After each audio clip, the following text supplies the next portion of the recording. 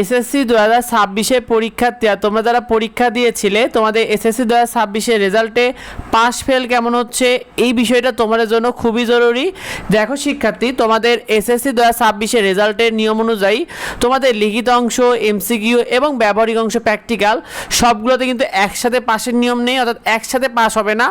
প্রতিটা সাবজেক্টে তোমাদের লিখিত অংশ, এমসিকিউ এবং ব্যবহারিক অংশ বা প্র্যাকটিক্যাল সবই কিন্তু তোমাদের আলাদা আলাদা পাসের নিয়ম, অর্থাৎ আলাদা আলাদা পাস করতে হবে তোমাদেরকে। তবে বাংলা, ইংরেজি এবং তথ্য প্রযুক্তিতে পাসের নিয়মটা কিছুটা ভিন্ন রয়েছে। দেখো তোমাদের এসএসসি 2026 পরীক্ষায় পাস ফেলটা কেমন হয়েছে। তোমাদের মূলত লিখিত অংশে যেগুলো 70 ছিল সেগুলোতে 23 পেয়ে পাস, আর এমসিকিউতে যেগুলো 30 ছিল সেগুলোতে 10 পেয়ে পাস। যেমন গণিত, বাংলাদেশ বিশ্ব পরিচয়, বিজ্ঞান, ধর্ম, যারা বাণিজ্য বিভাগে ছিল তাদের হিসাব বিজ্ঞান, ফিনান্স, ব্যবসা উদ্যোগ, যারা মানবিকে ছিল তারা ইতিহাস, ভূগোল, পৌরনীতি, অর্থনীতি, এই সাবজেক্টগুলোর পাস ফেল মূলত এইভাবে হয়েছে। অন্যদিকে তোমাদের যে সকল সাবজেক্টের লিখিত অংশে 50 নাম্বার ছিল সেগুলোতে 17 পেয়ে পাস, আর এমসিকিউতে যেগুলো 25 ছিল সেগুলোতে তোমাদেরকে 8 পেয়ে পাস করতে হয়েছে। আর সেগুলোতে তো প্র্যাকটিক্যালও ছিল, সেক্ষেত্রে প্র্যাকটিক্যাল 25-এর মধ্যে সেগুলোতে কিন্তু 8 পেলে কিন্তু পাস। আর বিশেষ করে যারা সায়েন্সে রয়েছে তারা পদার্থ, রসায়ন, জীববিজ্ঞান, উচ্চতর গণিত, কৃষিশিক্ষা, গার্হস্থ্য বিজ্ঞান, এই সকল সাবজেক্টগুলোতে মূলত তোমাদের এই নিয়মে পাস ফেল নির্ধারণ হয়েছে। আর তোমাদের শিক্ষার্থী অন্যদিকে রেজাল্টটা দ্রুত পেতে প্লে স্টোরে গ্রেডলি লিখে সার্চ করো। গ্রেডলি যে অ্যাপটা রয়েছে এই অ্যাপে তুমি কিন্তু তোমার রেজাল্টটা দ্রুত পেয়ে যাবে, তোমার এসএসসি রেজাল্টটা দ্রুত পেয়ে যাবে যে কোনো বোর্ডে। সুতরাং দ্রুত এই গ্রেডলি অ্যাপটা তুমি ইনস্টল করে রাখো যাতে তুমি তোমার রেজাল্টটা দ্রুত দেখতে পাও, কারণ সার্ভার অনেক ডাউন থাকবে, সেই সাথে তুমি অনেক রকম সুবিধা পাবে এই অ্যাপে।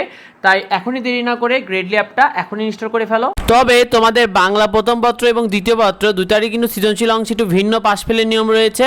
অর্থাৎ বাংলা প্রথম পত্রে 70 নাম্বার ছিল, আবার দ্বিতীয় পত্র তোমাদের নির্মিত অংশ ছিল যেখানে তোমাদের 70 নাম্বার ছিল। মোট 140 নাম্বার ছিল তোমাদের বাংলা প্রথম পত্র এবং দ্বিতীয় পত্রের লিখিত অংশে।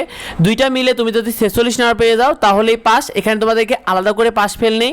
আর এমসিকিউতে 30, 30, 60 ছিল, এর মধ্যে তুমি যদি 20 পেয়ে যাও দুইটার মধ্যে মোট 20 পেলে কিন্তু তুমি পাস করে যাবে, এটাই মূলত বাংলার নিয়ম। আর ইংরেজির ক্ষেত্রে তোমাদের মোট 200 নাম্বার ছিল, অর্থাৎ 100 নাম্বার প্রথম পত্রে আর 100 নাম্বার ছিল দ্বিতীয় পত্রে। দুইটার মধ্যে তুমি যদি 66 পেয়ে যাও তাহলে তুমি পাস করবে, তোমাকে আলাদা করে 33 পেতে হবে না, এটা মূলত ইংরেজির নিয়ম। আর তথ্য প্রযুক্তি আইসিটি পরীক্ষায় তোমাদের এমসিকিউতে 25-এর মধ্যে 8 পেলেই কিন্তু পাস হবে তোমাদের কিন্তু।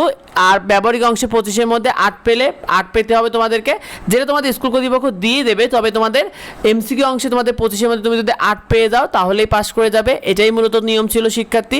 তো এই বিষয়গুলো তোমার বন্ধুরা অনেকে কনফিউশনের মধ্যে রয়েছে, তাই বেশি ভিডিওটা বন্ধুদের মধ্যে শেয়ার করে দাও যাতে অন্যরা জানতে পারে। তোমাদের সবার জন্য অনেক অনেক শুভকামনা রইল যাতে তোমরা পরীক্ষায় ভালো করতে পারো। তোমাদের বন্ধুদেরকেও বেশি করে শুভকামনা জানাও, আর এই বিষয়টা বেশি করে তোমার বন্ধুদেরকে শেয়ার করে দাও। পরবর্তী আপডেটগুলো সবার আগে পেতে অবশ্যই আমাদের সাথে যুক্ত হও। দেখা হয় পরবর্তী ভিডিওতে। ধন্যবাদ সবাইকে।